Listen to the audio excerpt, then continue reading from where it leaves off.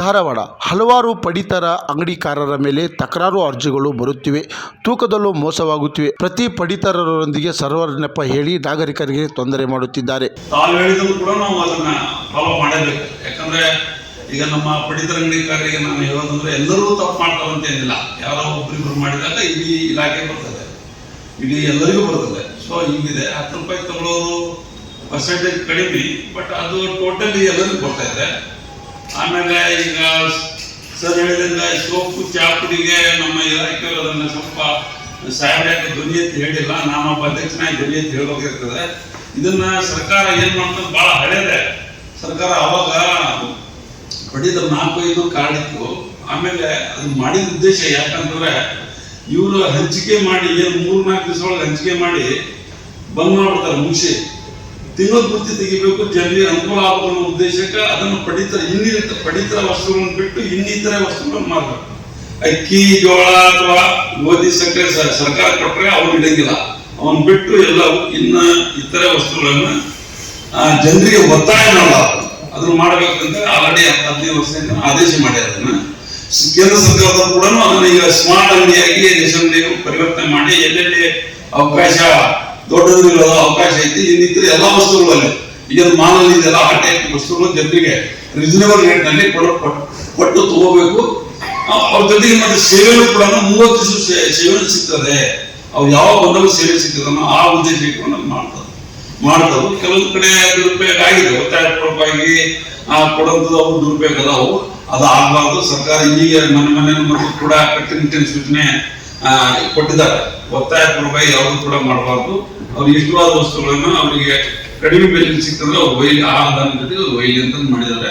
ಅದೊಂದು ಕೂಡ ಆದೇಶ ಕೂಡ ಐತಿ. ತಮ್ಮ ಗಮನಕ್ಕೆ ಮುಂದಿನ ಮೀಟಿಂಗ್ ನಮ್ಮ ಸಹಾಯ ನಿರ್ದೇಶಕರು ಅದನ್ನ ದಯಮಾಡಿ ಅದು ಆದೇಶ ಇದೆ, ಅದನ್ನ ಇದು ಮಾಡ್ರಿ. ಯಾಕಂದ್ರೆ ನಮ್ಮ ಸದಸ್ಯರಿಗೂ ಕೂಡ ಅದು ಇದಾಗಬಾರ್ದು. ಒಂದು ಅದಕ್ಕೆ ಈಗ ನಮ್ಗ ಏನು ಈ ಹಿಂದೆ ಕಮಿಷನ್ ಬಹಳ ಕಡಿಮೆ ಇತ್ತು. ನಾವೆಲ್ಲ ಹೋರಾಟ ಮಾಡಿ ಈಗ ಮೊನ್ನೆ ಸಿದ್ದರಾಮಯ್ಯ ಸಾಹೇಬ್ನ ನಾವು ನೆನೆಸ್ಬೇಕು. ಯಾಕಂದ್ರೆ ಲಾಸ್ಟ್ ಬಿಟ್ಟಿದ್ದನ್ನು ಅವರೇ ನಮ್ಮ ಕಮಿಷನ್ ಹೆಚ್ಚಳ ಮಾಡಿದ್ರು 24 ರೂಪಾಯಿ ಈ ಸಲ ಮಾಡಿದ್ರು.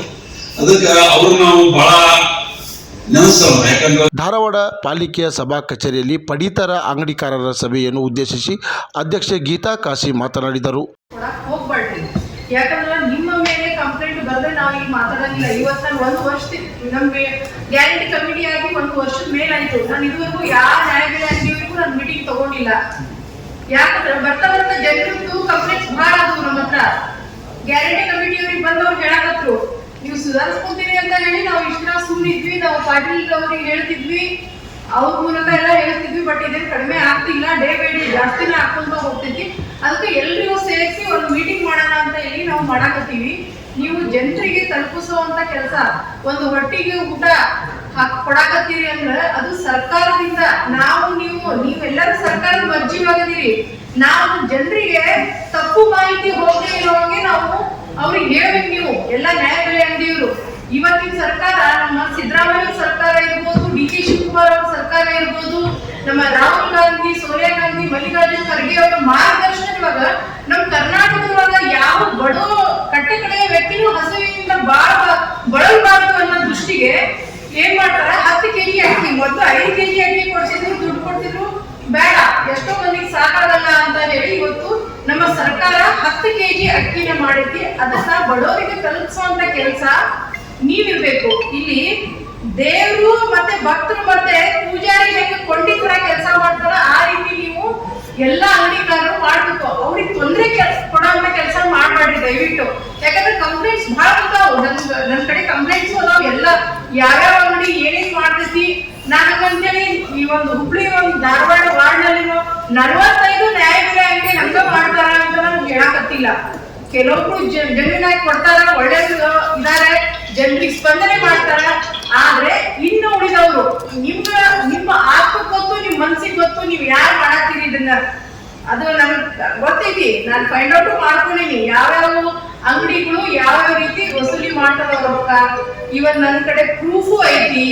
ನಾನು ಈ ಮೀಟಿಂಗ್ ತಗೊಂಡಿರೋ ಉದ್ದೇಶ ಇದು ಕಂಟಿನ್ಯೂ ಆಗ್ಬಾರ್ದು. ಇದೊಂದ್ಸರಿ ನಾನು ವಾರ ಕೊಡ್ತೀನಿ, ಇದು ಕಂಟಿನ್ಯೂ ಆಯಿತು ಅಂತ ಹೇಳಿದ್ರೆ ನಾನು 100% ವಿತೌಟ್ ಡೌಟ್ ನಾನು ಸೀಸ್ ಮಾಡಿಸ್ತೀನಿ ಅಂಗಡಿ. ಕ್ರಾಂತಿ ಸಮಾಚಾರ ಧಾರವಾಡ.